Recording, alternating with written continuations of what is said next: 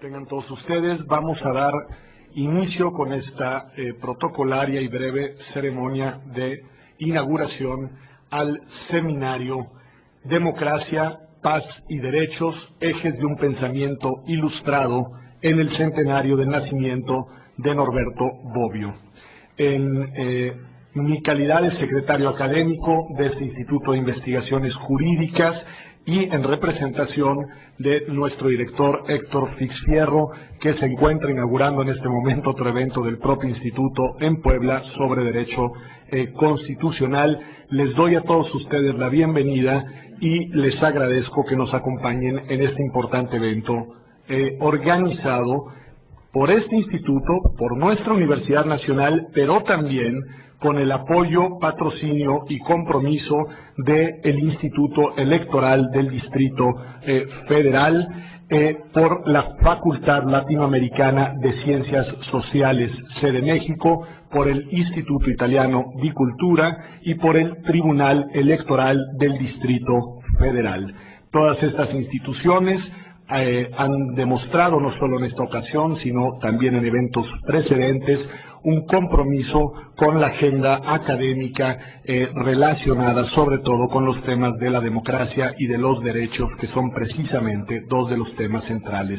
En verdad, a los representantes de las instituciones que nos acompañan, señor consejero, señor director, muchas gracias por el apoyo para la organización del evento. Este evento tiene un precedente. En octubre de 2004, en este mismo instituto, con motivo del fallecimiento del profesor de Norberto Bobbio, tuvimos oportunidad de organizar un seminario del cual además tuvo como resultado la publicación de este libro editado por el Instituto de Investigaciones Jurídicas y por la editorial Siglo XXI. En esta ocasión, con motivo ahora del centenario que se celebra el año pasado del nacimiento de Norberto Bobbio, decidimos organizar un seminario con una dinámica diferente a la que tuvo lugar en aquella ocasión. En esta ocasión elegimos 3 ejes temáticos que fueron los ejes de alguna manera centrales del pensamiento político del profesor turinés: la democracia, los derechos humanos, derechos fundamentales y la paz. Y a partir de estos 3 grandes temas organizamos las diferentes mesas temáticas. En el caso de la democracia decidimos preguntarnos cuáles son algunos de los grandes desafíos que hoy enfrenta la democracia. Uno de ellos que tiene que ver con los poderes fácticos y los problemas, los obstáculos que estos poderes ponen a la consolidación de las democracias. Y el segundo, muy sentido, sobre todo en América Latina, pero no solo en América Latina, que es el problema de la desigualdad social. Por lo que hace al tema de los derechos fundamentales, decidimos que uno de los ejes temáticos fuera preguntarnos sobre los derechos y los problemas que aquejan a los millones de migrantes en el mundo. Uno de los temas ejes relacionado con los derechos será precisamente el de la migración. Y en segundo lugar, nos pareció importante preguntarnos sobre las nuevas generaciones de derechos, sobre los alcances de estas nuevas generaciones, sobre su configuración conceptual y sobre su realización práctica.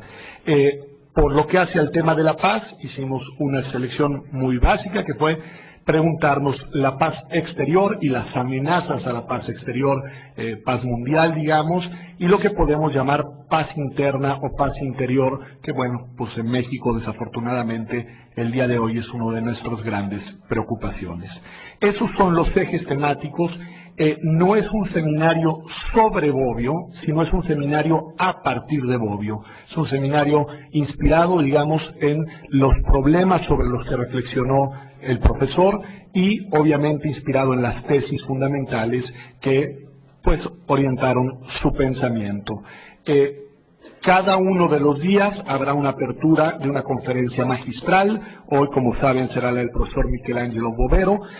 Mañana será la conferencia del profesor Hermano Vitale. Y el jueves será la conferencia inaugural primero del profesor Luigi Ferrajoli. Y habrá otra conferencia magistral previa a la clausura del profesor Bogdandi. Queremos agradecer, Lorenzo Córdoba y un servidor como coordinadores del evento, la presencia sobre todo de los invitados que vienen de fuera, al profesor Michelangelo Bovero, a quien le debemos mucho nosotros a nuestra formación personal, pero además que de alguna manera ha sido, digamos, el eje intelectual de la organización del evento, al profesor Luigi Ferraioli, que es un placer volverlo a tener en este Instituto de Investigaciones Jurídicas, al profesor Hermano Vitale, quien es ya un autor conocido y muy leído en México, gracias también por estar aquí, a la profesora Valentina Pazé, que es la segunda vez que nos acompaña, estuvo con nosotros en el seminario anterior y ahora de nuevo, el profesor Andrea Greppi, que es un amigo de este instituto, el profesor Adrián Rentería, que nos hizo favor también de asistir a este seminario, bienvenido y muchas gracias, y al profesor Vogt-Dandy del Mark Planck Institute. Bueno, sin más, les confirmo nada más cuál va a ser la dinámica de trabajo en las mesas y podemos iniciar. Primero, las conferencias magistrales vendrán acompañadas de un comentario por un profesor o profesora especializado que hará, digamos, una especie de reflexión, réplica, crítica a las conferencias magistrales. Y después cada una de las mesas de trabajo tiene un formato distinto al tradicional. No se les pidió a los panelistas traer propiamente una ponencia escrita, sino se les pidió a los coordinadores o moderadores de las mesas que fueran ellos quienes propusieran, digamos, una línea de reflexión sobre cada uno de los temas. Entonces, cada coordinador comenzará la mesa planteando, invitando al debate a los participantes con un eje temático y posteriormente se abrirán 3 rondas consecutivas. Una primera ronda de 10 minutos de intervención para los ponentes, entre 8 y 10 minutos, una segunda ronda entre 6 minutos aproximadamente y una tercera ronda entre 5. A lo largo de la dinámica tanto de las conferencias magistrales como de las mesas, el público podrá participar por escrito, poniendo preguntas, temas, reflexiones a los participantes. Recuerdo, es muy importante que si tienen alguna inquietud, alguna pregunta, alguna duda, desde el inicio, si quieren, las pongan por escrito, se distribuirán papeletas y se estarán suministrando a la mesa sus planteamientos. No podemos, obviamente, abrir las intervenciones al público por una cuestión de dinámica y de, pues, economía de tiempo, ¿sí? Pues bueno, sin más, de nuevo, siendo las 9:30 de la mañana, para dar inicio puntuales a la conferencia del profesor Michelangelo Bovero, declaro formalmente inaugurado este seminario. Buenos días y muchas gracias.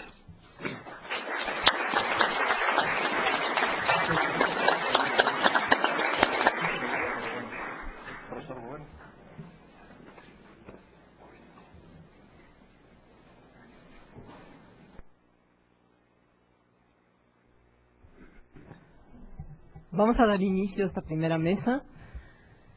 Escucharemos primero al profesor Michelangelo Bovero. Su ponencia se intitula La democracia y sus condiciones. Bueno, buenos días a todos. Muy sencillamente y muy poco formalmente le voy a decir que estoy muy contento de estar aquí y agradezco a mis distinguidos colegas y ex alumnos de la Escuela de Turín, Lorenzo Córdoba y Pedro Salazar, que han armado todo este gran evento y me han entregado otra vez la tarea de hablar primero de los 3 ejes a los cuales está dedicado este coloquio, este seminario. Me voy a ocupar del primero. Entonces, democracia.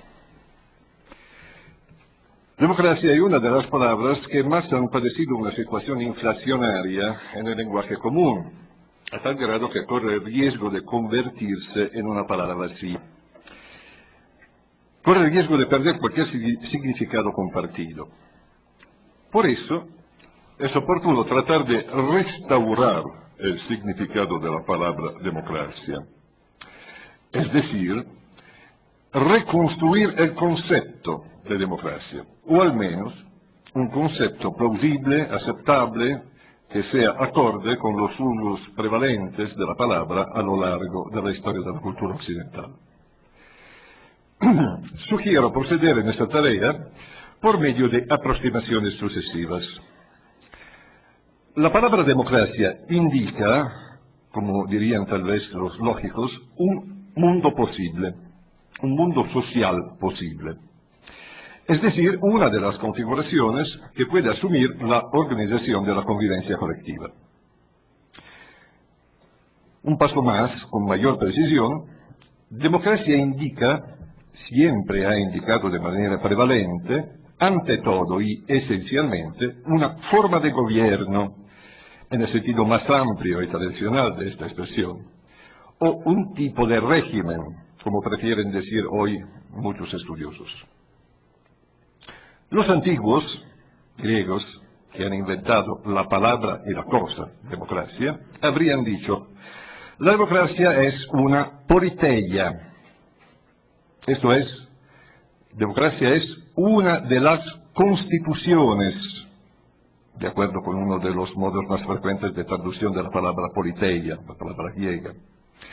Aristóteles nos enseñó a reconocer la constitución, la politeia de una polis, el carácter político de una comunidad, su identidad específica, su régimen específico, reconocer la Constitución en la taxis ton archon, la arquitectura de los poderes públicos, a los cuales está atribuida la tarea de tomar las decisiones colectivas. Otro paso, usando un lenguaje más moderno, la sustancia sigue siendo la misma, diríamos que los tipos de régimen se distinguen entre sí con base en las reglas constitutivas que en cada uno de ellos establecen, para utilizar las fórmulas sencillas y esclarecedoras de Bobbio, establecen el quién y el cómo de las decisiones políticas. ¿Quién? O sea, cuáles y cuántos sujetos tienen el derecho poder de participar en el proceso de toma de decisiones. Y cómo, esto es, mediante cuáles procedimientos debe llevarse a cabo ese proceso. Por lo tanto, el régimen democrático se distingue de otros regímenes por sus reglas específicas, es decir, por una clase determinada de respuestas a las preguntas relativas al quién y al cómo de las decisiones políticas. Podríamos incluso decir, utilizando una metáfora común, que la democracia es un juego, o sea, un sistema de acciones e interacciones típicas regido por un cierto conjunto de reglas fundamentales, a las que denominamos precisamente reglas del juego. Si no sabemos cuáles son las reglas, no podemos saber qué juego estamos jugando. Si no establecemos cuáles reglas son democráticas, no podemos juzgar si los regímenes realmente existentes, históricamente existentes, a los cuales llamamos democracias, merecen de verdad ese nombre. Pero, ¿cómo establecer si una regla del juego político es democrática o no lo es? ¿Cuál es el criterio que debemos seguir?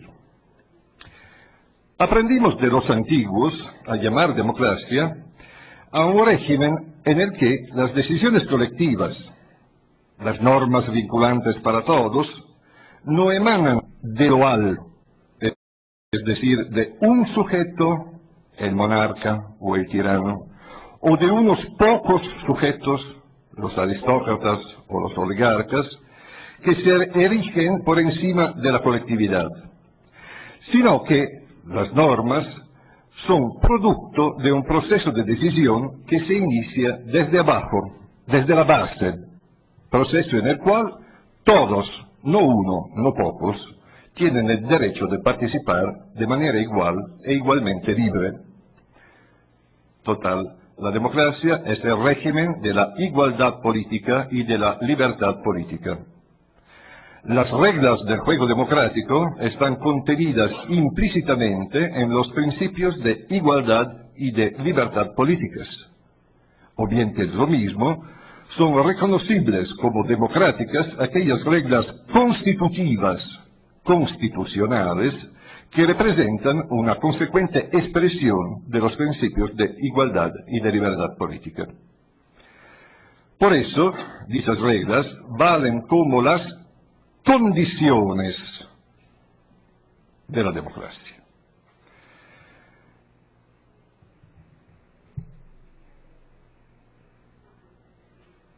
El juego político es democrático sí a condiciones de que y hasta que ciertas reglas sean respetadas. Si aquellas reglas se alteran o se aplican incorrectamente, de manera no coherente con los principios democráticos de igualdad y de libertad política, entonces se empieza a jugar otro juego, tal vez incluso sin darnos cuenta de ello. El moderno renacimiento del ideal democrático y el proceso gradual de democratización de los sistemas políticos históricos tiene algunos siglos de vida, una vida por otra parte muy tormentosa y contrastada. Pero solo tardíamente, a mediados del siglo XX, la reflexión teórica logró elaborar una concepción de la democracia exenta de muchos equívocos anteriores que afectaban al pensamiento supuestamente democrático del siglo XVIII y de la primera mitad del siglo XX. Hablo de la así llamada concepción procedimental que pone en el centro de la atención precisamente las reglas del juego. La teoría de Bobbio es generalmente considerada como la versión más puntual y madura de la concepción procedimental de la democracia.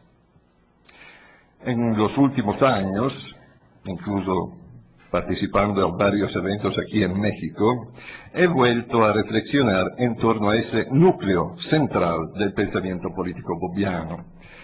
He buscado reconstruir la teoría democrática de Bobbio, desarrollarla hacia la construcción de una teoría de las condiciones de la democracia. Y he intentado aplicar esta teoría, podemos definirla neobobbiana, a la realidad de nuestro tiempo, utilizándola como instrumento de análisis y como parámetro de juicio de los regímenes contemporáneos que habitualmente, por tercos, seguimos llamándolos democráticos. En los minutos que siguen buscaré presentar en una síntesis extrema los resultados, o algunos resultados de esta última etapa de mis investigaciones. Es obvio que ofrezco esta conferencia como un homenaje por el 100º aniversario del nacimiento de mi maestro. Pretendería sostener 3 tesis, pero me temo que la tercera ya no, porque el tiempo es escaso. En todo caso, las enuncio. 1. En todo el mundo, la democracia está en camino a una degeneración autocrática. 2. En varios lugares, las tendencias autocráticas sirven para alimentar y son sostenidas por formas de gobierno de los peores. Es decir, favorecen y son favorecidas por el deterioro progresivo de la calidad de las clases políticas, de las clases dirigentes. 3. La llamada tercera ola del proceso de democratización que se expandió durante el último cuarto del siglo XX, produciendo la caída de regímenes autoritarios, totalitarios, en realidad diseminó por el mundo una miríada de democracias aparentes.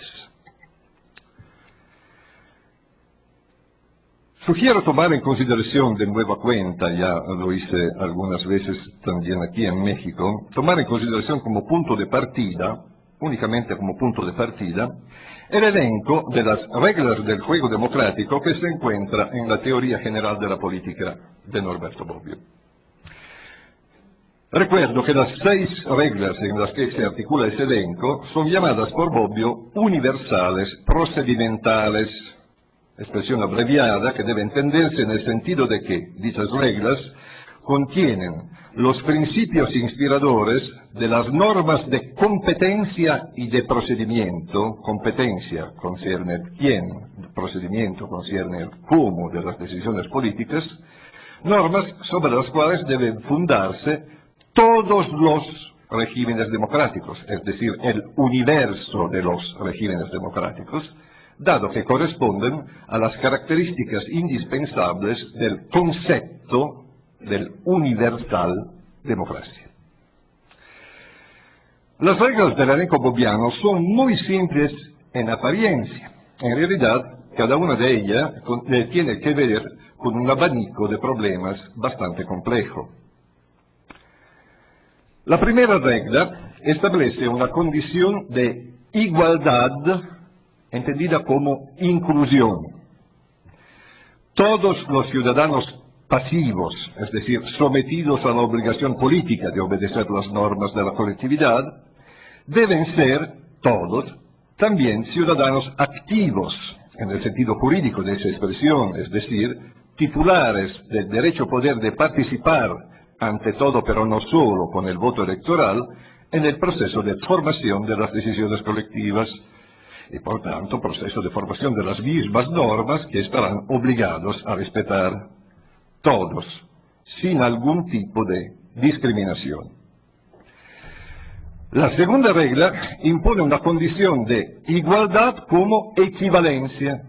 Los votos de todos los ciudadanos deben tener un peso igual. Ninguno debe contar, más bien pesar, más o menos que otro.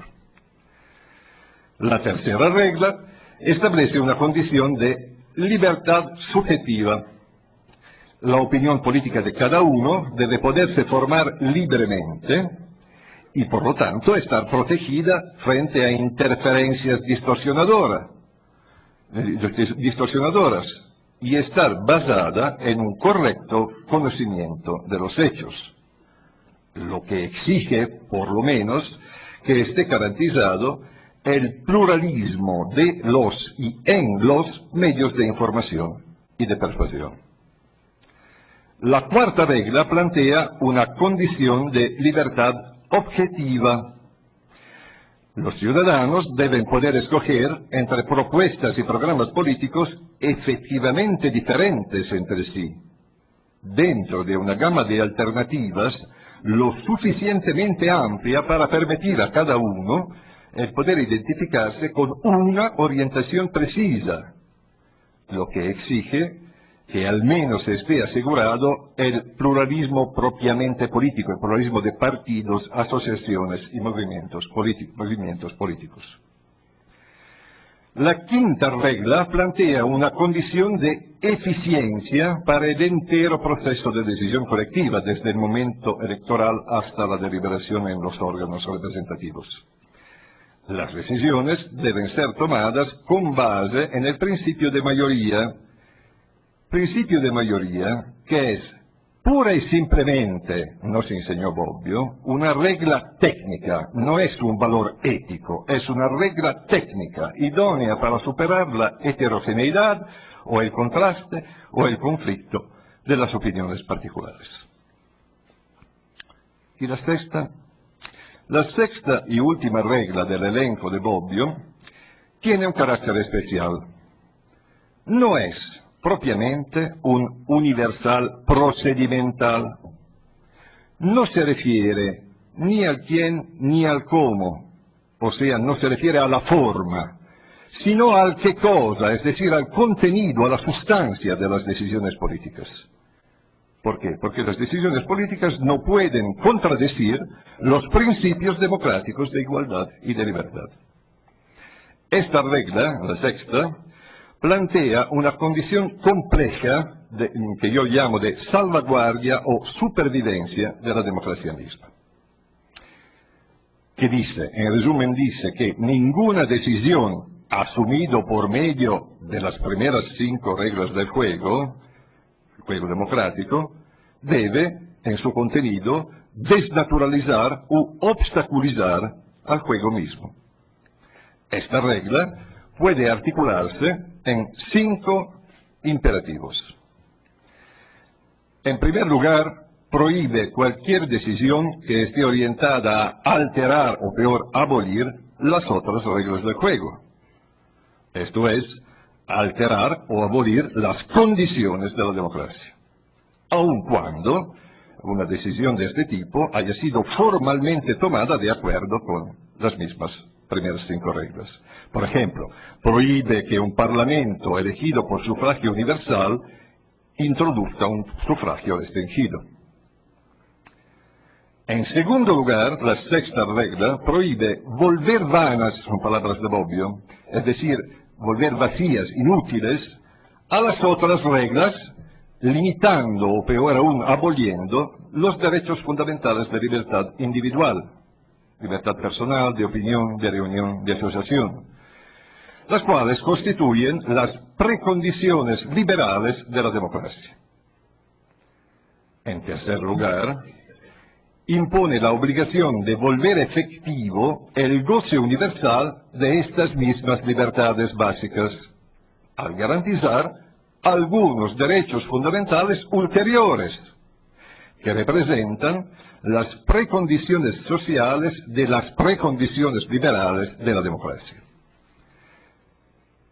Si bien es cierto que las primeras 5 reglas del juego democrático serían vanas si no estuvieran garantizados los derechos a la libre manifestación de las ideas, la libertad de reunión y de asociación, también es cierto que estos mismos derechos de libertad estarían vacíos o reducidos de facto a ser meros privilegios de algunos si no estuvieran garantizados para todos, por ejemplo, el derecho social a la educación pública y gratuita y el derecho a la subsistencia, es decir, a gozar de condiciones materiales que vuelvan a los individuos como tales, a todos los individuos, capaces de ser libres, y no los empujen a llenar su propia libertad al mejor postor.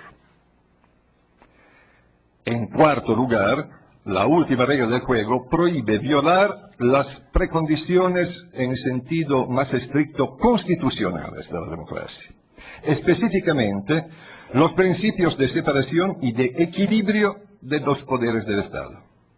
O sea, impone asegurar las técnicas jurídicas idóneas para prevenir el despotismo, incluso el de la mayoría. En quinto lugar, prohíbe toda forma de concentración de aquellos que Bobbio llama los 3 poderes sociales. El poder político, fundado en última instancia en el control de los medios de coacción, el poder económico, basado en el control de los bienes y de los recursos materiales, y el poder ideológico, que se funda en el control de las ideas y de las conciencias, es decir, en el control de los medios de información y de persuasión. Los 5 imperativos que se pueden considerar implícitos en la sexta regla del juego con el cual se cierra el elenco de Bobbio, corresponden a otras tantas condiciones de la democracia, ya no de tipo formal como las primeras 5, sino sustanciales. No son normas de competencia, no se refieren al quién, ni de procedimiento, no se refieren al cómo, sino son normas de conducta política, en la medida en que limitan o vinculan con obligaciones positivas y negativas el comportamiento de los sujetos políticos y en consecuencia el contenido de los actos, el qué cosa de las decisiones políticas, de los sujetos autorizados para tomar las decisiones colectivas. De esta manera se delinea un decálogo de condiciones de la democracia, 5 formales, 5 sustanciales. Sin embargo, a continuación veremos cómo resulta necesario, a mi parecer, asumir una 11ª condición, a la que yo llamo condición institucional. El problema, de acuerdo con Bobbio, es que las reglas del juego resultan muy sencillas de enumerar, pero todo menos fáciles de aplicar correctamente.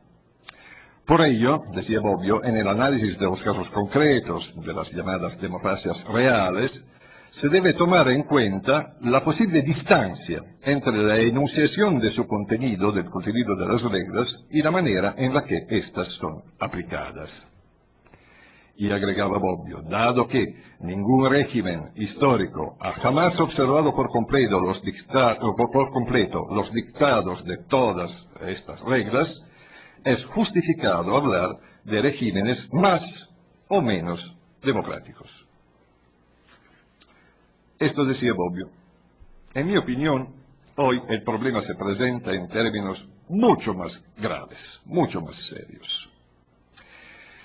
Considerando la historia reciente de las democracias reales, debemos preguntarnos si estos regímenes, unos más otros menos, no se hayan acercado peligrosamente a una frontera crítica, si incluso en algunos casos no se haya ya cruzado la línea de demarcación entre la democracia y la autocracia.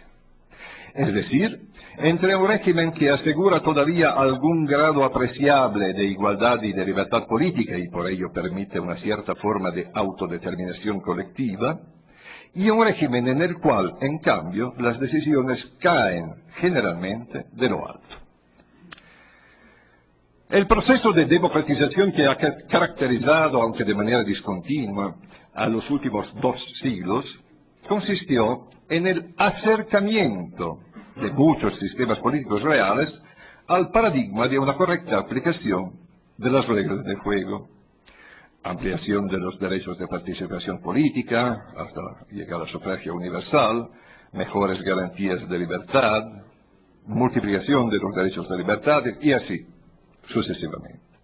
Pero, si un análisis desprejuiciado de la realidad contemporánea nos llevara a constatar que los regímenes que hoy comúnmente son llamados democracias han invertido la ruta, no acercándose, sino alejándose de este paradigma. ¿No deberíamos entonces hablar de una degeneración de la democracia y de una decadencia progresiva hacia la autocracia? Bueno, en 1984 Bobbio expresó una opinión completamente diferente. En el célebre ensayo El futuro de la democracia, aún habiendo considerado con un realismo desencantado, las tendencias de las democracias reales de la posguerra, Bobbio afirmaba, sin dudarlo, que, no obstante todas las transformaciones que los nobles ideales democráticos han sufrido, contaminándose con la poco noble realidad de la política práctica, no se puede hablar propiamente de degeneración de la democracia. Poco más allá, decía, subrayaba, aún la democracia real más alejada del modelo, es decir, del paradigma de una correcta aplicación de las reglas del juego, no puede ser confundida de ninguna manera con un Estado autocrático. ¿Es todavía cierto? ¿Estamos dispuestos a reconocer todavía como válida, después de un cuarto de siglo, esta afirmación? Si mantenemos la perspectiva de Bobbio, que asumía como término de paragón a los totalitarismos del siglo XX, probablemente sí. Pero preguntémonos, después del análisis de Bobbio, ¿cuáles son las transformaciones ulteriores que ha sufrido la democracia? ¿Ha disminuido o se ha incrementado la distancia del modelo ideal que comprende las características esenciales, las condiciones de la democracia y las identifica en un paradigma de reglas correctamente aplicadas?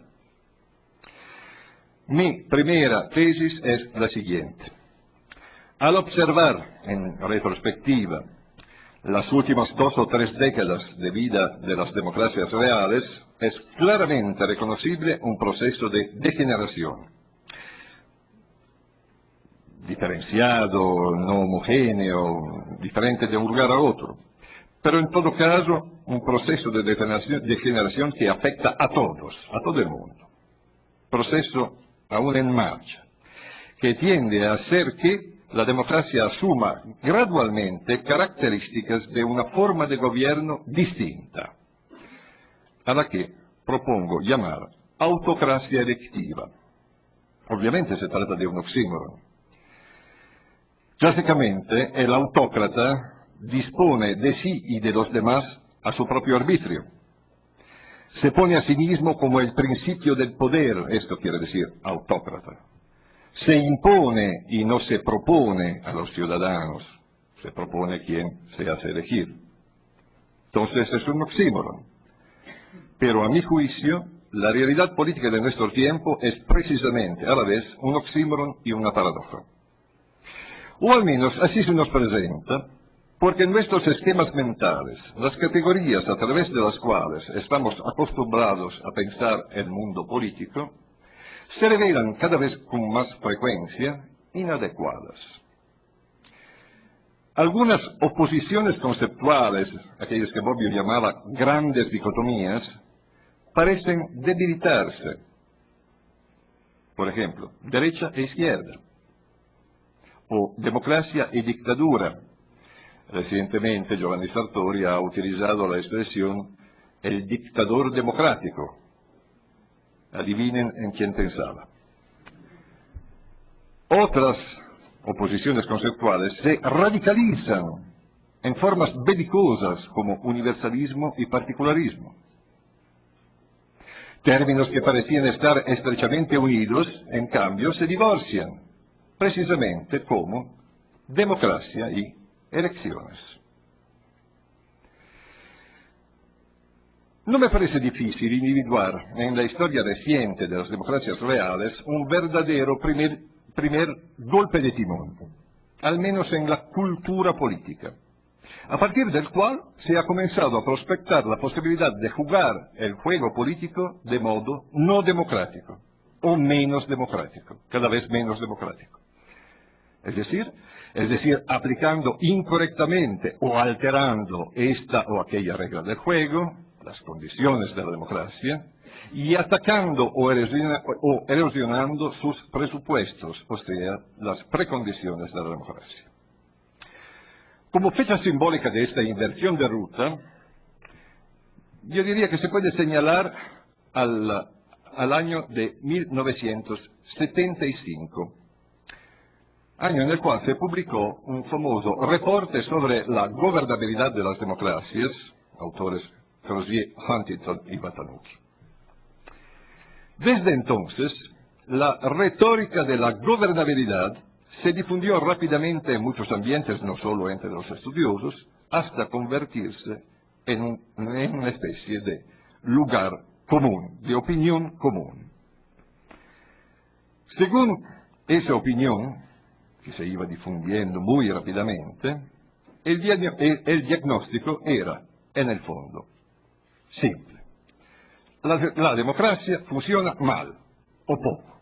No es, otra palabra clave de esta retórica, eficiente en el cumplimiento de la función política esencial, que es la de producir decisiones colectivas. Y funciona mal porque es un régimen difícil, demasiado exigente. Por lo tanto, también la terapia aconsejada era muy clara. Para hacerla funcionar mejor, de una manera más eficiente, deben disminuirse sus pretensiones. A ver, en caso de necesidad, la democracia debe convertirse en un régimen menos inclusivo, en contraste con la regla 1. Piénsese en el problema de la inmigración, que se ha agudizado en los últimos tiempos, especialmente en Europa, pero leí en el periódico de esta mañana también en Estados Unidos. Masas crecientes de individuos son tratados como nuevos metecos, es una palabra griega que quiere decir los que viven establemente en nuestras sociedades, pero son carentes de todo derecho político. Y no solamente excluidos de los derechos de ciudadanía, sino es que reducidos incluso a condiciones semiserviles o directamente, como en Italia, criminalizados. Luego, en la medida en que es útil al decision making, se puede alterar el peso de los votos individuales, en franca violación a la segunda regla. Me refiero a las más o menos sofisticadas manipulaciones ingenieriles de los sistemas electorales, en nombre de la gobernabilidad. Luego, debido a que las lógicas, entre comillas, objetivas del mercado global ante las cuales debemos arrodillarnos como si fuesen leyes divinas, inducen grandes concentraciones, incluso monopolios de los medios de comunicación, es inevitable, sostienen los emperadores de las comunicaciones, infringir también la tercera regla, que exigiría, al contrario, el pluralismo informativo como obstáculo, tal vez insuficiente pero necesario, contra la manipulación de la opinión pública. Luego, no solo razones de eficiencia, sino incluso pretendidas y presuntas razones ideales son invocadas para promover una drástica simplificación del pluralismo político. Es más, para reducirlo, de hecho, a un dualismo. Piénsense en los duelos televisivos, provocando de este modo, en contra de la letra y del espíritu de la cuarta regla, la desafección hacia la democracia de todos aquellos que no se reconozcan en ninguna de las alternativas disponibles. Le pasa a muchos ciudadanos en varias partes del mundo. Si tengo que escoger entre un tonto y un malvado, ¿a quién escojo? Voy a votar. Por último, para asegurar eficazmente la gobernabilidad, se tiende a concebir y a practicar el juego político como si este fuese un juego de suma cero, en el cual es atribuido todo el poder al ganador, de esta manera absolutizando indebidamente la regla 5, es decir, el principio de mayoría. Este es un punto muy importante. El exorbitante alcance que ha venido a asumir el principio mayoritario, al grado de llevar a los estudiosos a aislar como una subespecie del régimen democrático la así llamada democracia mayoritaria o incluso democracia de la alternancia, fórmulas utilizadas en el sentido apologético, con escaso rigor crítico. Este alcance exorbitante del principio mayoritario acompaña y favorece la que yo considero la degeneración última, el paso final hacia el umbral que divide la democracia de la autocracia. La institución de las elecciones es interpretada de manera reductiva y distorsionada como un método para la investidura personal de un jefe supremo. La elección en verdad decisiva, o que es percibida como decisiva, es decir, como la que determina el rumbo político de una colectividad, es más, la que marca el destino político de una colectividad, al menos hasta la siguiente consulta popular, consiste o se resuelve en la designación del jefe del Ejecutivo, al que le es conferido de facto el papel de guía del Estado. ¿Saben cómo se dice en latín guía? Dux, duce. Ahora, la investidura de un duce constituye una franca violación de la que invito a reconocer como una condición ulterior de la democracia, la onceava, que se refiere no a la forma ni a la sustancia de las decisiones, sino al diseño y al funcionamiento de las instituciones.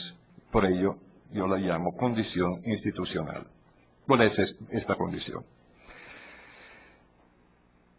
En una democracia, el órgano al cual le corresponde en última instancia el poder de tomar decisiones colectivas vinculantes erga omnes, debe ser, en una democracia, un órgano colegiado, representativo de la entera colectividad, o sea, de la pluralidad y variedad de las orientaciones políticas en ella presentes. La última condición de la democracia de los modernos, por supuesto, es por lo tanto una condición de representatividad. Una sociedad pluralista en la que conviven muchas tendencias políticas distintas puede ser representada en sentido propiamente democrático solo por un órgano plural, como es el Parlamento. Viceversa, ningún órgano monocrático puede ser un órgano representativo en el significado propiamente democrático de la noción de representación. Ya lo decía Kelsen, cuando frente al pueblo de los electores, que cuenta con millones de individuos, no hay más que un único individuo como elegido, la idea de la representación del pueblo pierde necesariamente la última apariencia de fundamento. En suma, por decirlo con una fórmula muy sencilla, una democracia representativa, para ser verdaderamente una democracia, debe ser de verdad representativa, y no lo es si el poder decisivo, preponderante por la calidad y cantidad de sus atribuciones y prerrogativas, está conferido a un órgano monocrático. Yo considero que la expresión democracia de investidura, que algunos estudiosos, incluso apreciables, han adoptado para designar una forma de gobierno caracterizada por la preeminencia del jefe del Ejecutivo, es una contradicción en términos, tal como democracia plebiscitaria. En mi opinión, esto debería ser obvio. La elección de un duce, de un guía, es antidemocrática, en sí y por sus consecuencias. La experiencia histórica, pasada y presente, nos muestra, ad abundancia en el caso italiano, pero no solo en él, que el electo, investido de una especie de pluspoder personal, tiende a subordinar, cuando no a subyugar, a los órganos representativos, reduciendo al Parlamento a una función poco más que coreográfica, y luego también neutralizando a las instituciones de control y de garantía.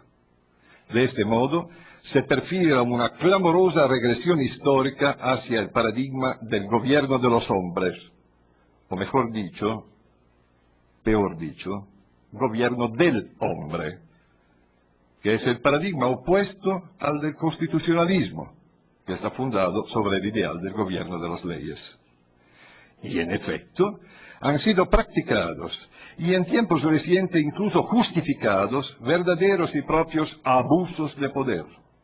Decisiones, actos y prácticas anticonstitucionales que ponen en riesgo todas las condiciones y las precondiciones de la democracia, comenzando por las limitaciones de los derechos de libertad, incluso de la libertad personal. Piénsese en lo que ha sucedido después del 11 de septiembre.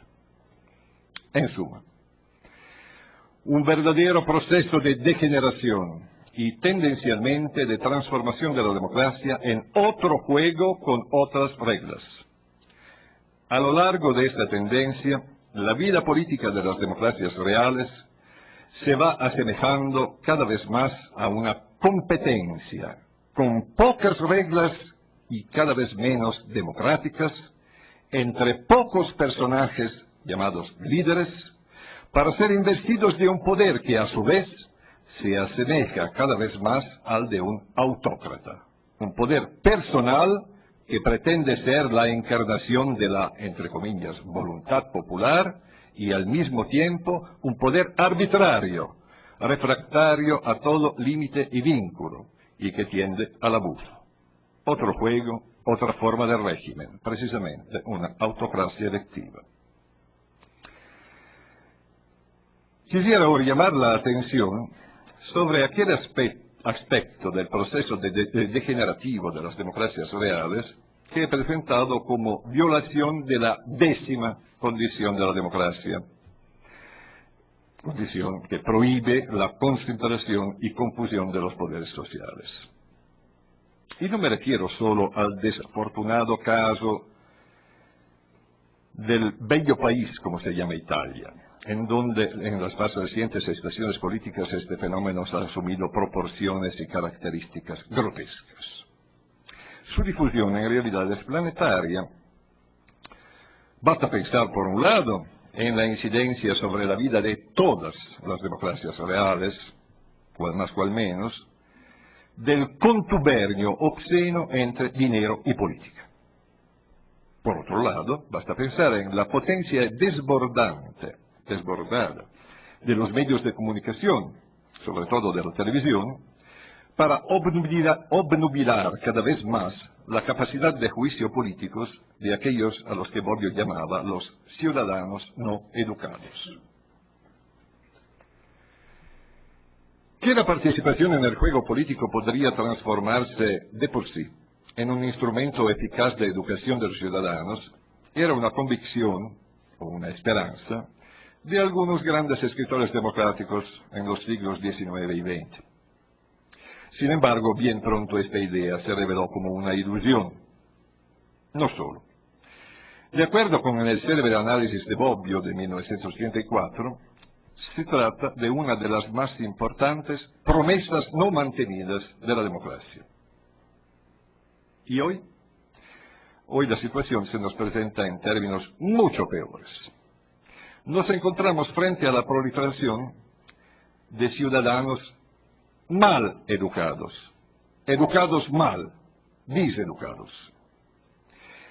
El ciudadano mal educado, diseducado, es un sujeto distinto al ciudadano no educado al que se refería Bobbio. De la misma manera en la que la mal educación, diseducación, es algo más perverso que la no educación, la ineducación. La no educación es una condición pasiva, un resultado negativo, una ausencia, es una educación faltante, una autoeducación faltante, no lograda. En cambio, la mal educación, la educación mala, es sobre todo un proceso activo y el resultado de un proceso activo. Existen ciudadanos mal educados porque existen los mal educadores, los diseducadores, arquitectos y empleados de la mala fe. Los vemos todos los días, empeñados en su labor profesional, en los medios de comunicación, en las distintas industrias de la persuasión interesada. Bobbio señalaba como figuras típicas de los ciudadanos no educados, al ciudadano apático, aquel que carece de interés por la política, y al ciudadano cliente, adicto al voto de intercambio. Una tipología del ciudadano mal educado haría emerger hoy a figuras mucho más despreciables. El ciudadano corrupto y soberbio, que ha asumido como modelo de vida la afirmación personal a cualquier costo y por cualquier medio lícito o ilícito, y que ha aprendido a llamar libertad a la transgresión de toda regla de convivencia y de respeto de los demás.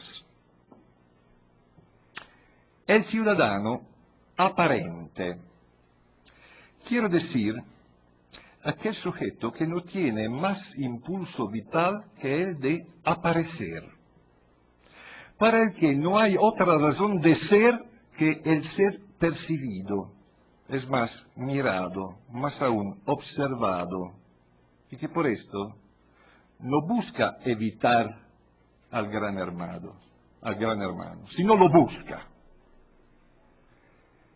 Un sujeto para quien la única realidad es la apariencia, la única reality es el show.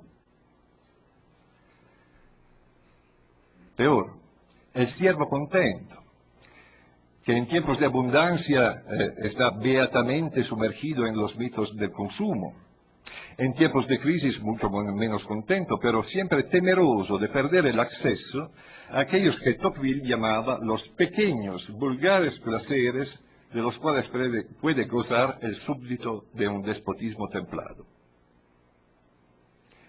Peor aún, el esclavo depravado que ha crecido desde pequeño con dosis consistentes de telehormonas sexuales, esclavizado por su propia naturaleza animal, por su propia bestialidad, y además nota para los italianos, lleno de admiración por la desfachatez del depravado poderoso.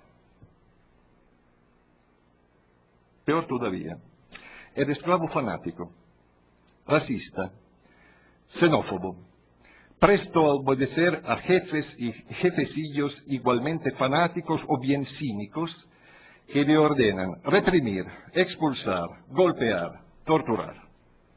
Personajes de pesadilla. Pero son todos sujetos reales. Los encontramos continuamente, todos los días. Agrego, de paso, que la multiplicación de estas figuras entre los conciudadanos no puede no llevarnos hacia la ruptura del pacto de convivencia, del contrato social.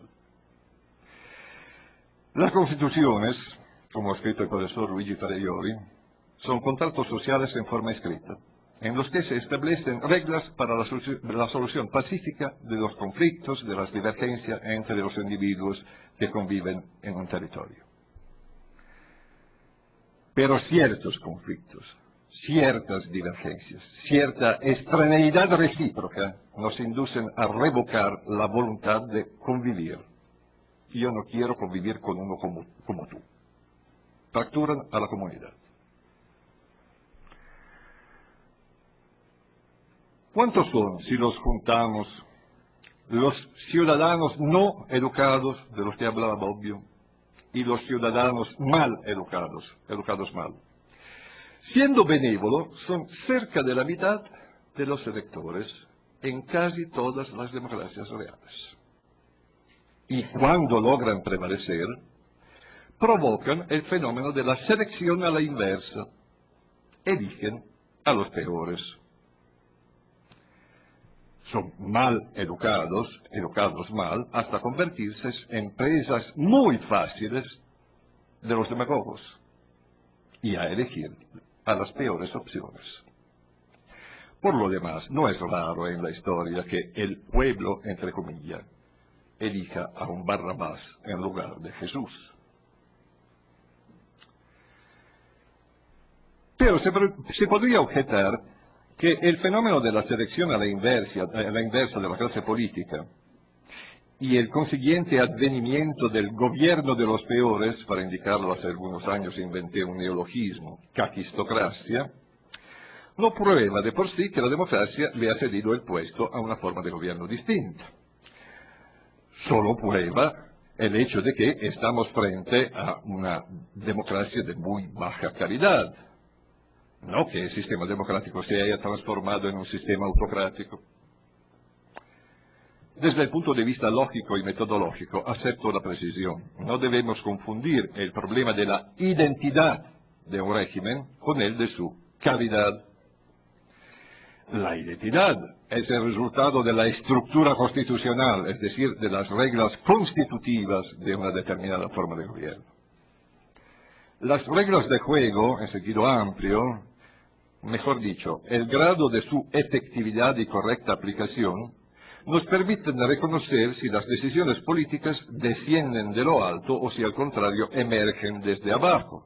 O sea, adoptando la teoría de Kelsen y de Bobbio, si aquella forma del juego político se encuadra en el tipo de la autocracia, desde lo alto, o en el de la democracia, desde abajo.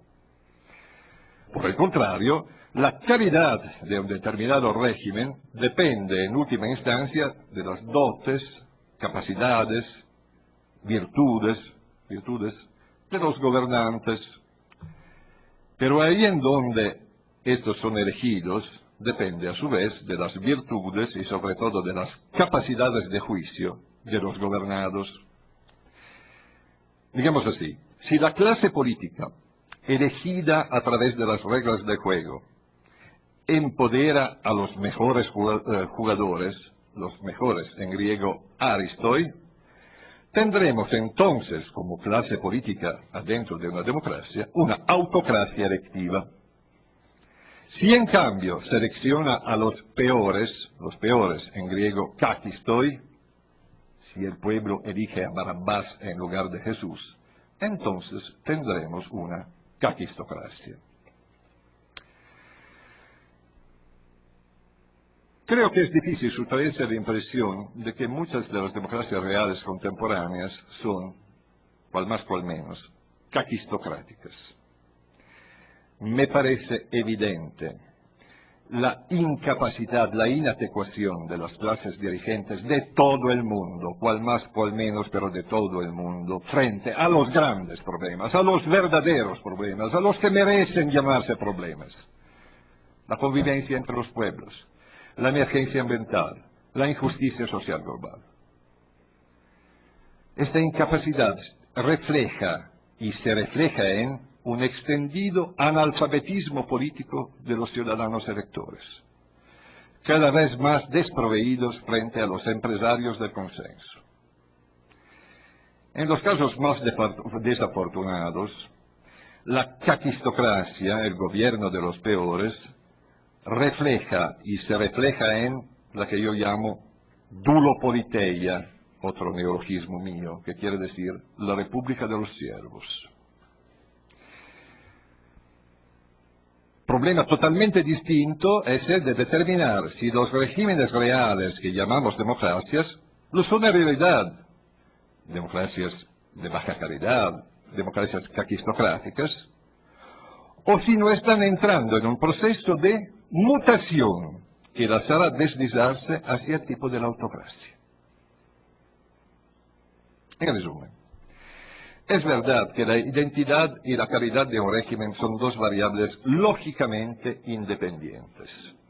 Sin embargo, si observamos la realidad empírica de los regímenes de nuestro tiempo, mi segunda tesis es que las tendencias que producen la degeneración de las democracias reales y su deslizamiento hacia la autocracia también favorecen un empeoramiento en la calidad de los sujetos políticos, gobernantes y gobernados, ciudadanos y clase política. Y de manera recíproca, las tendencias caquistocratizantes favorecen a las autocratizantes en una especie de sinergia nefasta. Es muy fácil que la caquistocracia crezca dentro de vestidos apolillados y lastimados de una democracia en vías de mutación autocrática. Una de las manifestaciones más inquietantes de este crecimiento es la difusión de ciertas formas demagógicas, neopopulistas de estrategia política. Algunos estudiosos las han rebautizado antipolítica.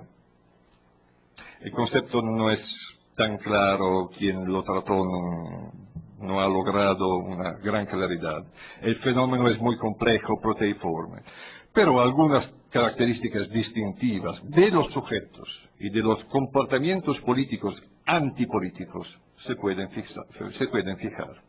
Uno, la contraposición de la, entre comillas, verdadera voluntad del, entre comillas, pueblo, que pretende estar encarnada por personajes pseudo-carismáticos, contraposición a la voluntad expresa en las instituciones de la representación, en la cultura en las culturas políticas fundadas en los sistemas de partidos, etcétera, etcétera. Dos, la hostilidad hacia el orden consolidado en las arquitecturas institucionales, el descrédito de las constituciones, el desprecio general de las reglas, la ausencia de una cultura de la legalidad. Tres, en particular, el desprecio por el principio de equilibrio de poderes,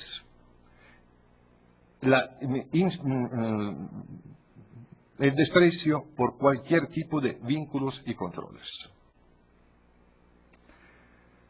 Cuatro, el rechazo hacia la confrontación política entre posiciones distintas con debate civil, no orientado al choque brutal, el rechazo de las mediaciones en general.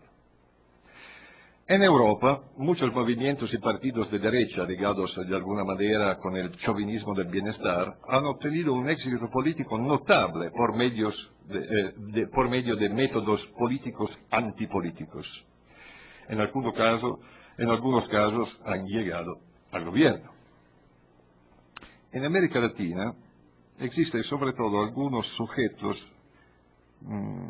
sedicentes de izquierda, cuyos interlocutores son más bien las víctimas de la globalización, son estos que asumen los esquemas de la llamada antipolítica. Me estoy acercando a la conclusión. En primer lugar, cualquiera puede ver cómo la antipolítica caquistocrática encuentra terrenos fértiles en la tendencia autocratizante que lleva a concebir a las elecciones como un método para investir a un solo individuo a quien le correspondería la guía suprema del país. En segundo lugar, también es evidente como esta misma tendencia se ha visto favorecida y acentuada en aquellas realidades políticas donde está en vigor una forma de gobierno en sentido técnico presidencial. Sin embargo, la difusión del proceso autocratizante ha permeado en países en los cuales está formalmente en vigor un régimen parlamentario, Gran Bretaña, Italia, donde presenciamos, dicen algunos estudiosos, a fenómenos de presidencialización de la forma de gobierno parlamentaria.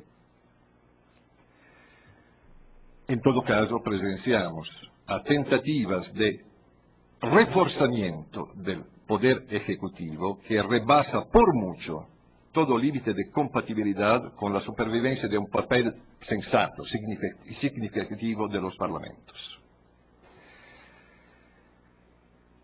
Se trata de una deformación patológica que ataca tanto a las instituciones centrales del Estado como a las periféricas, desplazando el epicentro del poder de la Asamblea de Representantes a los órganos así llamados ejecutivos. A este fenómeno yo lo llamo macrocefalia institucional. En todos los niveles y en todos los sectores, una cabeza hipertrofiada, por lo general poco inteligente, aplasta a cuerpos representativos débiles y despotenciados. Obviamente, macrocefalia institucional y personalización pseudo-carismática de la vida política se alimentan una con otra. En un contexto similar, las elecciones tienden a transformarse en un rito de identificación personal de la masa local o nacional con el líder local o nacional y a culminar en una entrega de poderes desbordantes a cargos monocráticos. Los titulares de estos cargos se sienten investidos del poder final de decisión y con frecuencia interpretan su propio papel con aires claramente autocráticos.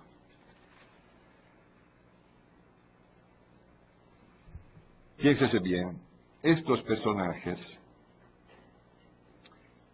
piensen en los distintos lugares del mundo, gozan de un consenso impactante, a veces impactante, dicho sea con extrema nitidez, entendido como favor popular, el consenso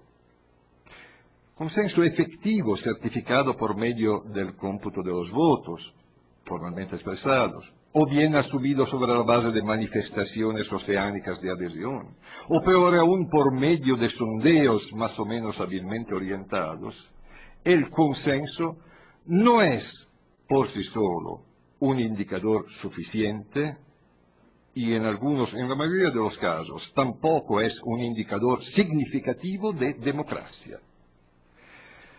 Los regímenes antidemocráticos han gozado en muchas circunstancias históricas de un amplio favor popular. Yo espero que resulte intuitivo. No todo consenso popular es un consenso democrático. Es falaz sostener que todo lo que le agrada a la mayoría, una decisión, un gobierno, un líder, es sensatamente designable como democrático, porque le agrada a la mayoría. La identificación acrítica entre consenso popular y democracia impide ver incluso aquello que debería ser evidente, es decir, que la adhesión del pueblo, vemos, al poder, gracia, de un autócrata, no instituye para nada una democracia, un poder del pueblo, en ningún sentido plausible. Incluso si esta adhesión se manifestara como un paradójico plebiscito de todos los días. Repito, la mal llamada democracia plebiscitaria es en realidad una forma de servidumbre voluntaria. Concluyo de veras.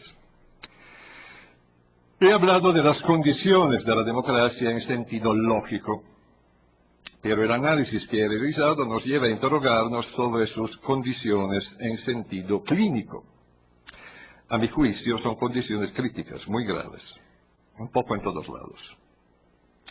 Como sucede cuando se expande una pandemia, la que nos impidió celebrar este evento el año pasado. La patología que ha atacado a la democracia está en pleno desarrollo y no da muestras de ceder. Esto no significa que no exista algún remedio, a menos que esta metáfora clínica, la infección, la patología de infección, sea insuficiente para dar a entender la gravedad del problema. Si fuéramos inducidos a reconocer que se trata no ya de una infección o de la invasión de parásitos voraces que consuman al organismo democrático desde el interior, sino que se trata de una mutación genética, como me temo, las perspectivas serían desesperanzadoras. Una mutación es difícilmente reversible, pero me resisto a creerlo. Por eso prefiero abandonar las metáforas orgánicas para adoptar ahora una metáfora artística. La democracia es una obra humana, una obra de arte, una arquitectura de la convivencia. Quizá la mejor obra del arte de la convivencia que el género humano haya proyectado y realizado bien o mal, y que en este momento el mismo género humano parece decidido a desfigurar. Hoy, en el mundo, la democracia se encuentra seriamente dañada en las arquitecturas institucionales de los regímenes que seguimos, y repito, por tercos llamando democráticos, y en los registros mentales de los ciudadanos que vivimos en ellos. Es necesario restaurarla, tal como una obra de arte que ha sido vandalizada. En primer lugar, es necesario tratar de encerrar a los vándalos. Se necesita combatir los mal educadores y la mala educación de los ciudadanos, que no se dan cuenta de ser tales. Si la democracia puede ser restaurada, la tarea de restituirla en la dignidad del proyecto ideal, o de acercarse al proyecto ideal, debe ser perseguida, ante todo, ofreciendo a los ciudadanos, y en especial a los más jóvenes, como decía Kant, y como nos ha recordado varias veces Bobbio, ofrecer conceptos justos acompañados por buena voluntad. Los primeros, los conceptos, son necesarios para reconocer con claridad la gravedad del daño que ha sufrido la democracia, sin indulgencias, sin autoengaños que nos consuelen. La segunda, la voluntad, es necesaria para intentar ponerle remedio. Muchas gracias.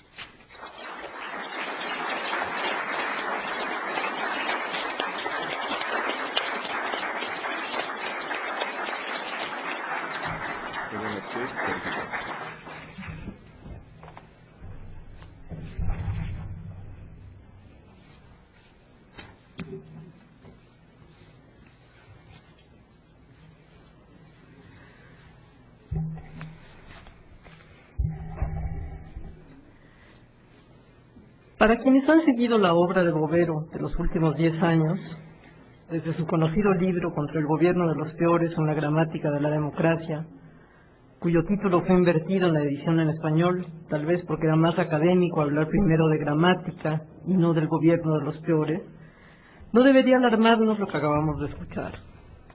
En un texto anterior sobre Bobbio, Bovero señalaba que quizás se había exagerado en señalar el realismo y el pesimismo como un rasgo distintivo de la mirada de su maestro sobre la realidad, ya que tendía a dejar en segundo plano la tensión ideal que recorre la obra de Bobbio. Para Bovero, Bobbio es al mismo tiempo y sin contradicción un realista y un idealista, entendiendo por idealista un constructor de orientaciones ideales para un mundo civil y humano. En la conferencia de hoy, Bovero es ciertamente realista y pesimista, pero me cuesta trabajo decir que también es idealista. La imagen que nos ofrece sobre el estado actual de los regímenes democráticos actuales es la de un observador muy desencantado de las cosas humanas. Su diagnóstico y su pronóstico no solo es pesimista, sino amargo, indignado, dejando muy pocas esperanzas para el futuro de la democracia. La tesis de Bovero sobre los males de la democracia son ahora presentadas dentro de un aparato teórico más sofisticado que en los textos anteriores. Como acabamos de escuchar, Bovero toma como punto de partida los criterios señalados por Bobbio para describir las formas y mecanismos reguladores del ejercicio del poder político. Dichos criterios pueden resumirse de acuerdo con la respuesta que ofrecen a la doble pregunta sobre el quién y el cómo, y ordenarse según los dos principios que constituyen el fundamento de la democracia o los dos valores que la inspiran idealmente, la igualdad y la libertad. En torno a estos dos valores se agrupan las 6 reglas del juego democrático propuestas por Bobbio. Bovero reconstruye y desarrolla ese núcleo fundamental de la teoría procedimental de la democracia, elaborando una teoría de las condiciones de la democracia con el fin de utilizarla como instrumento de análisis y como medida de juicio de los regímenes contemporáneos que llamamos democracias. A las 6 reglas del juego democrático de Bobbio, Bovero deriva otras 5, formando un decálogo de las condiciones de la democracia, formales y sustanciales, a las que agrega una 11ª condición que es de carácter institucional. Frente a las 3 tesis que sostiene a lo largo del texto, la tercera la degeneración autocrática de la democracia, la decadencia progresiva de la calidad de la clase dirigente, el gobierno de los peores, y las democracias aparentes resultantes de la llamada tercera ola del proceso de democratización y su propuesta para restaurarla, me gustaría intentar, tomando en cuenta las precondiciones de la democracia, ofrecer otro punto de vista que tal vez permita revertir la tendencia hacia la degeneración de la democracia. Los problemas que plantea Bovero son ciertamente difíciles y no admiten respuestas rápidas. Es más, para muchos de estos males de la democracia no contamos con soluciones claras. No puedo ciertamente tratar puntualmente todos esos obstáculos que se le presentan al proceso democrático. Cada uno de ellos merecería un análisis mucho más cuidadoso. Algunos de ellos requerirían datos empíricos que nos permitan tener una imagen más clara, algo que a veces extraña en los diagnósticos de Bovero sobre la degeneración de la democracia. Si bien sostiene llevar a cabo análisis de casos concretos de las llamadas democracias reales, y afirma que el proceso de degeneración es fenoménicamente diferenciado de lugar en lugar, su análisis clínico tiende a considerar este proceso como homogéneo. Difícilmente encontraríamos una democracia real que cumpliera con las 11 condiciones de la democracia. Por ejemplo, la crítica acérrima a las democracias presidencialistas, oponiéndolas a los sistemas parlamentarios considerados como más democráticos, forma parte de un problema que ha sido ampliamente discutido en el terreno de la ciencia política. Basándose en una serie de observaciones y datos, muestra que aun si algunas de las características de los sistemas... Juan José Linz, en un ensayo, basándose en una serie de observaciones y datos, muestra que aun si algunas de las características de los sistemas presidencialistas son problemáticas y pueden favorecer la tendencia a sobreponer el gobierno de los hombres por encima del gobierno de las leyes, no necesariamente todos estos sistemas han sido inestables. El análisis de Bovero es formalmente impecable. Cada una de las características del presidencialismo viola una de las 11 condiciones de la democracia. Sin embargo, el ensayo de Linz Al abrir un interesante debate sobre la necesidad de transitar en América Latina hacia formas parlamentarias, o al menos semiparlamentarias de gobierno, mostró que lo cierto es que en ningún caso se ha encontrado todavía la vía para realizar este cambio. En el caso de México, una de las principales objeciones a ese cambio, un cambio en sentido parlamentario, es la que señala la debilidad programática institucional, así como el desprestigio de nuestros partidos políticos. Se argumenta que con unos partidos así, el tránsito hacia un régimen parlamentario podría descomponer aún más el ya deficiente desempeño de nuestras instituciones, pulverizando la representación y dificultando todavía más la formación de mayorías capaces de gobernar. En realidad, no necesariamente todos los regímenes presidencialistas reales son una muestra de la degeneración de la democracia, convirtiéndola en lo que él llama una autocracia electiva, que es la primera. 1. Los éxitos y los fracasos de los regímenes democráticos varían según las culturas y las sociedades de las que se trate, de sus características económicos, sociales y culturales, y de las peculiaridades de los largos procesos históricos atravesados por tensiones, crisis, cambios internos, los cuales hicieron posible la transición a la democracia. Son estas características las que ofrecen o no condiciones favorables a la democracia, y su consolidación dependerá de su capacidad para resolver sus problemas internos, económicos y sociales. La llamada tercera ola de la democratización representa, según la tesis 3, la que no leyó, una mayor degeneración, ya que las democracias nuevas o renovadas nacieron o renacieron con el virus, dice Bovero, de la caquistocracia y de la autocracia electiva como democracias aparentes. El agotamiento y el desprestigio de las alternativas totalitarias o autoritarias permitieron un avance civilizatorio con el triunfo de los ideales democráticos modernos. Sin embargo, hay que reconocer que esa tercera ola también dio lugar a democracias débiles e insatisfactorias, tanto en los países del este europeo como en América Latina. Para dar un diagnóstico sobre estas democracias, habría que investigar un gran número de variables: el tipo de democracia que se estableció, los diseños institucionales, los nuevos problemas que trae consigo la globalización, la calidad y el grado de civilización de la sociedad y de sus élites políticas, económicas y culturales. La democracia de México es resultado de esa tercera ola. Su debilidad se debe sobre todo a su incapacidad para enfrentar con algún éxito los graves y complejos problemas de desigualdad, las recurrentes crisis económicas, la hegemonía económica y cultural de las derechas y el desprestigio del Estado social de derecho, es decir, de un sistema institucional público capaz de garantizar lo que Bovero llama las precondiciones de la democracia. Sin embargo, todo esto no la convierte aún en una democracia aparente. Si la democracia es un conjunto de reglas y procesos dirigidos a autorizar y desautorizar gobiernos mediante el sufragio libre de los ciudadanos, de todos aquellos que gozan de derechos políticos plenos, habría que precisar cuáles son las condiciones que dan cuenta de la calidad del juego democrático. Hay democracias, sí y solo si se cumplen y respetan esas reglas y procedimientos, aun si el juego democrático no genera gobiernos eficaces y eficientes, aun si las campañas y los comicios se ven deformados y hasta pervertidos por poderes clientelares, económicos y mediáticos, aun si se trata de una democracia débil e impotente de baja o bajísima calidad política. Hay que reconocer que las reglas y procedimientos de la democracia formal y representativa corren el riesgo de convertirse en una apariencia si y cuando las precondiciones de la democracia, la vigencia de los derechos fundamentales, se ven afectadas negativamente. El único camino para profundizar y extender la democracia es la afirmación, protección y ampliación de dichos derechos, entendidos como derechos libertades y derechos capacidades o derechos poder. La garantía de los derechos civiles y sociales que permitan hacer avanzar la igualdad de oportunidades son las condiciones para una democracia funcional y para un desarrollo con equidad.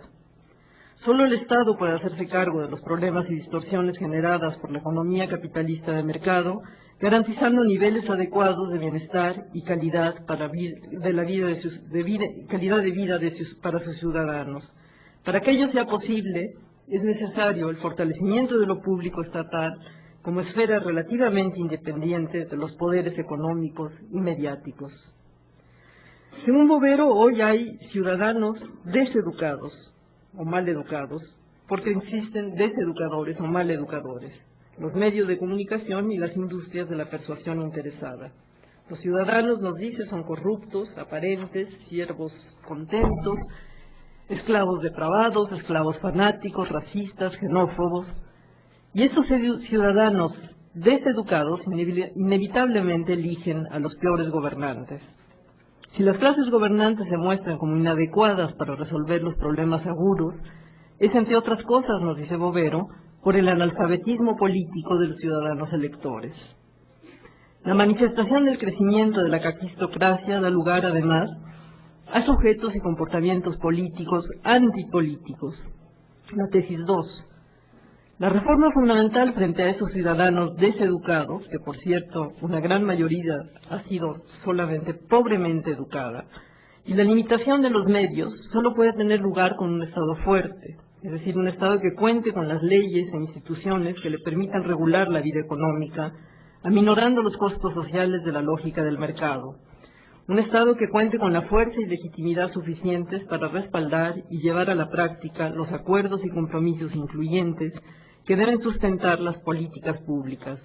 Un Estado que pueda encauzar el pluralismo democrático y su inevitable conflictividad en forma social y políticamente productivas. Para restaurar la obra de arte que es la democracia, Bovero propone ofrecer a los ciudadanos, sobre todo a los más jóvenes, conceptos justos acompañados de buena voluntad. Pero además de esto, habría que seguir construyendo y fomentando una cultura de los derechos y promover la constitución de un verdadero Estado social de derecho, que es el fundamento de las precondiciones de la democracia.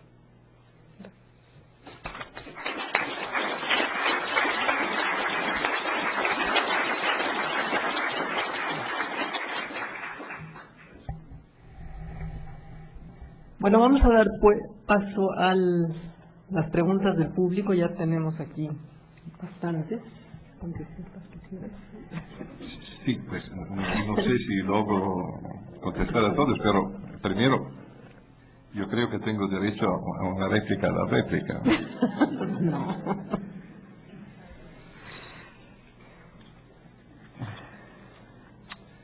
Solamente 3 puntos. Comparto todo el espíritu de esa intervención, incluso la que expresa algo como una rebeldía. No puede ser, nos vamos a ir, no nos vamos a ir.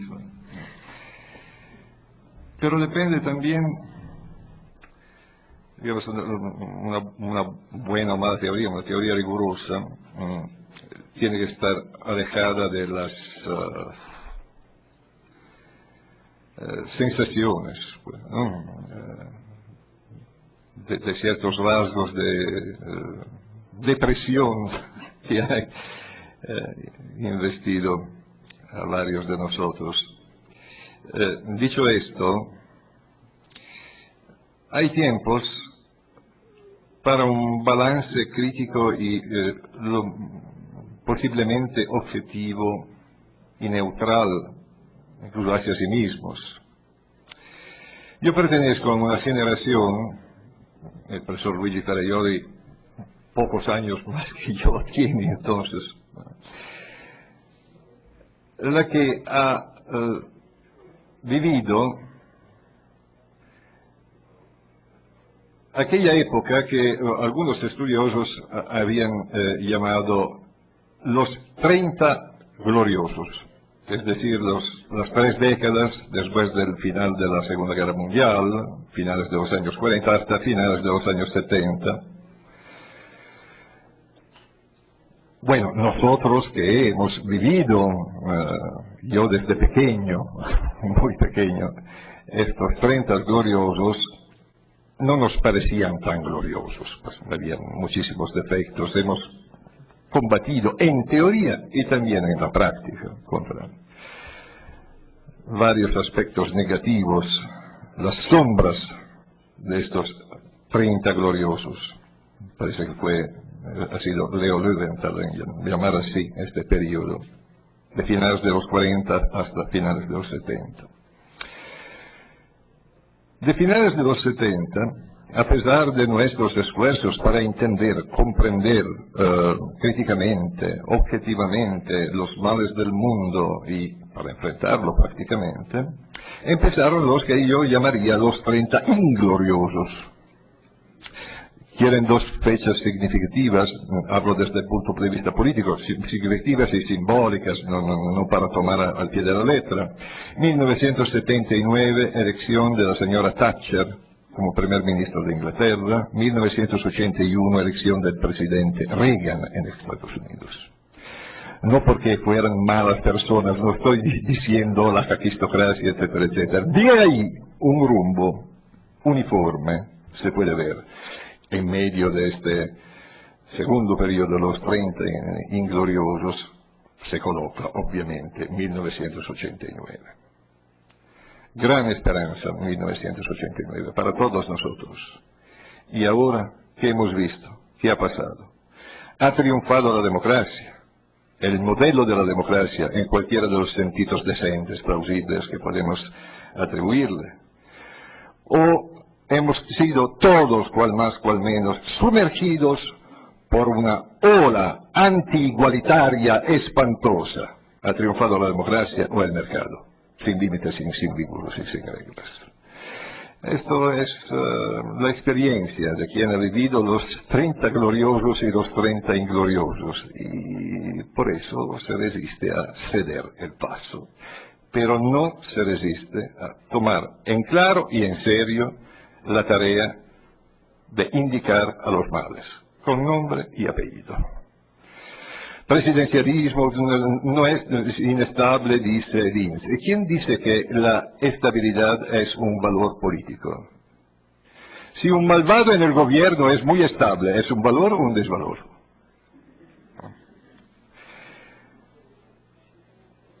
Otras cosas habría que reflexionar sobre un pasaje crucial de la réplica del profesor Iturbe, es decir, la debilidad de las democracias nuevas, que, repito, son todas democracias aparentes. La debilidad de las democracias nuevas radica en su incapacidad o dificultad de enfrentar en serio los problemas sociales, el problema social, el problema de la desigualdad ante todo, etc. Sí, pero no vamos a confundir una cosa con la otra, porque el éxito que tienen ciertos autócratas electivos, los más claros, Venezuela, ¿no?, se fundamenta exactamente en esta tesis: deme poder a mí, yo voy a resolver los problemas sociales. Obviamente no lo logrará, pero de pronto hunde a la democracia. Última observación, conceptos justos. Claramente el final de mi discurso, de mi intervención, era una cita de Kant retomada por Bobbio al final de uno de sus ensayos mayores sobre los derechos fundamentales. Sencillamente una cita de Kant, y que no quiere para nada decir que mis conceptos sean los justos. Hay que buscarlos discutiendo entre nosotros. Pero no era sencillamente una manera de concluir con una cita ilustrada. Quiero sugerir esto.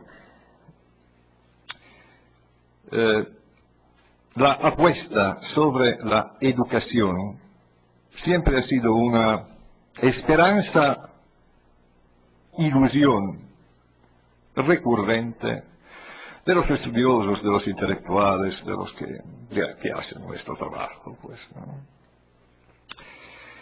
Bueno, la decepción siempre ha sido fatal, recurrente, ella también, etc. En nuestros tiempos, yo creo que la apuesta tiene que ser renovada a pesar de las experiencias anteriores, porque, no digo la raíz, pero una de las raíces principales de los males políticos que padecemos está, a mi parecer, exactamente en la deseducación de los ciudadanos, la deseducación.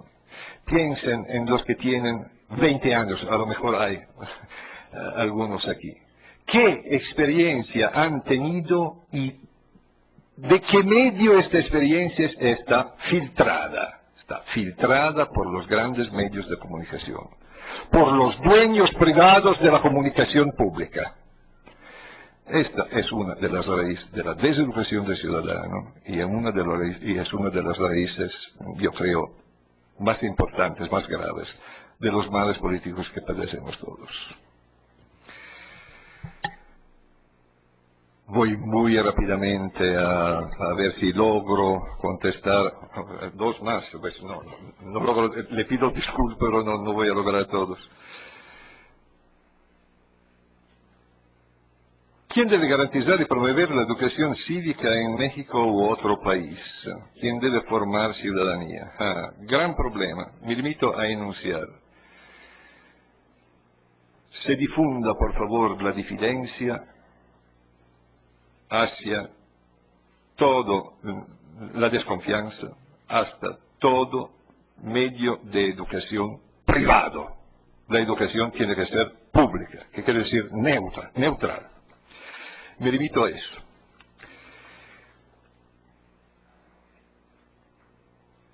¿Es posible incluir el caso mexicano en las nuevas autocracia con un órgano monocrático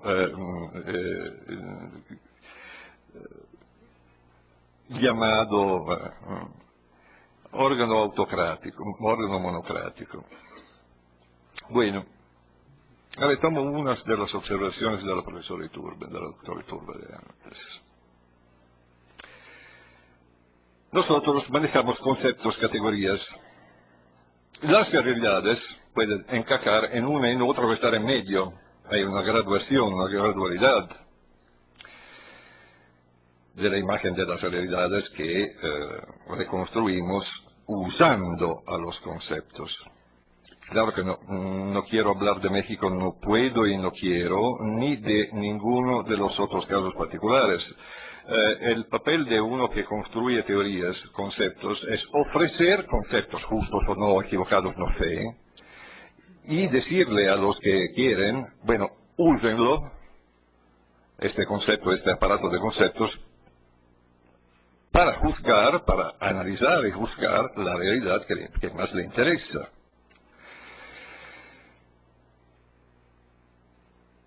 Repito, hay un umbral crucial.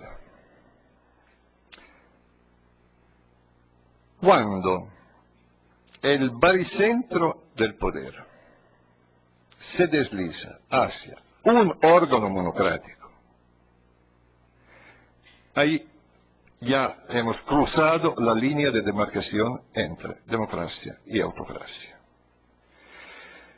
¿Es o no verdad que hay muchísimos, variados, diferentes en fenomenología, pero sustancialmente homogéneos, por no decir idénticos, intentos en varios países del mundo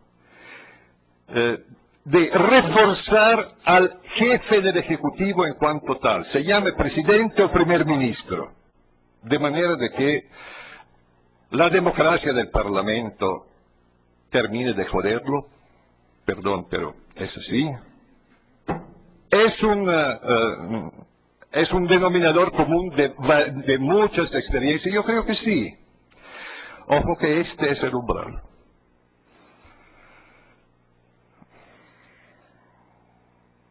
¿Cuáles mecanismos para lograr la transición de una democracia aparente hacia una democracia efectiva? Uno es la educación pública, pero hay que meterse todos en el proceso de educación pública, que no quiere decir sencillamente la escuela. Escuela es fundamental, es decir, autoeducación ciudadana. No dejar de discutir e intentar quitarse de la cabeza los prejuicios esclerotizados. Yo lo repito desde 23 años, son 23 años que visito a México. queridos amigos mexicanos, no estoy hablando en pro o en contra de este o aquel sujeto. Estoy diciendo, quítense de la cabeza la idea de que el presidencialismo es un hecho natural como el sol y la lluvia.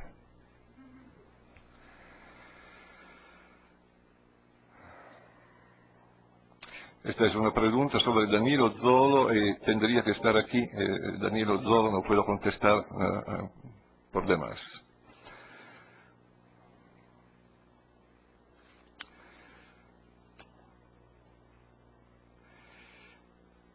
¿No será que la democracia, escojo algunas, se convierte en algo vacío porque la desigualdad económica crece cada vez más? Etcétera, etcétera, pues intentemos, voy a intentar muy rápidamente y con esto de veras termino, recoger esta sugerencia que era armada muy precisamente en la segunda parte de la intervención de la doctora Iturbe antes. Traducir esta sugerencia en los términos de mi teoría, que es una teoría buena o mala que sea, es como un aparato óptico, son lentes que, si son buenas, te permiten ver mejor al mundo, a la realidad, y orientarse en el mundo.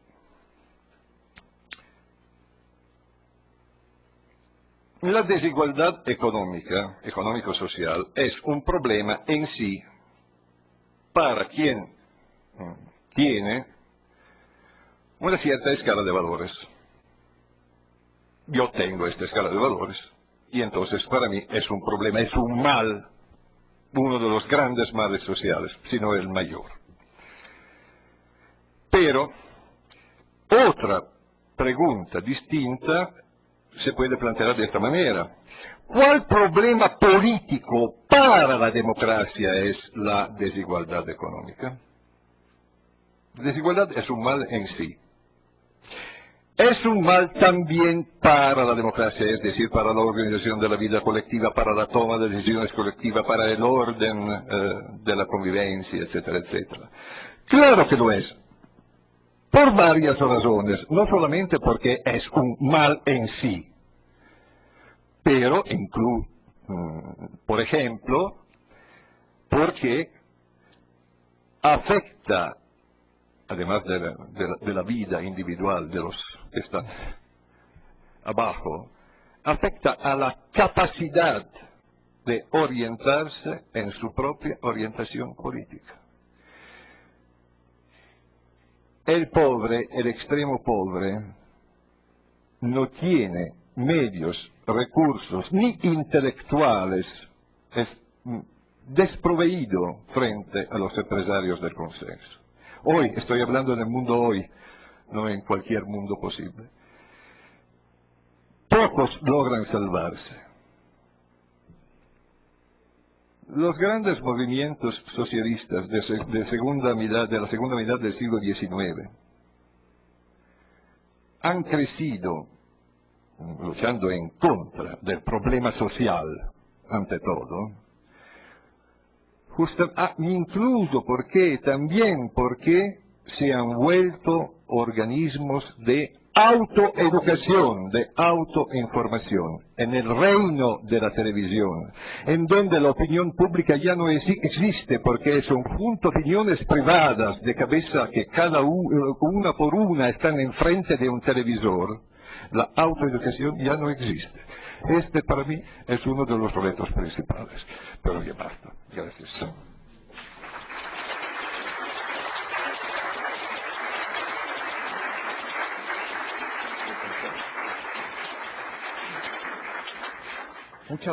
Muchas gracias, profesor Boero, profesor Iturbe, muchas gracias por esta mesa. Simple y sencillamente permítanme hacer un par de anuncios. El primero es que tenemos previsto un receso. A las 12 arrancamos con la mesa Democracia y Poderes Fácticos, coordinada por Karina Solavere. Algunos de nuestros panelistas ya están aquí, y en la tarde a las 4 tendremos la segunda mesa Democracia y Desigualdad. Me permito señalar, informar a los asistentes que así lo deseen, que para mayor comodidad el aula de seminarios Floris Margadant está transmitiendo también simultáneamente este evento. Entonces, bueno, para una cuestión, insisto, de comodidad de todos ustedes.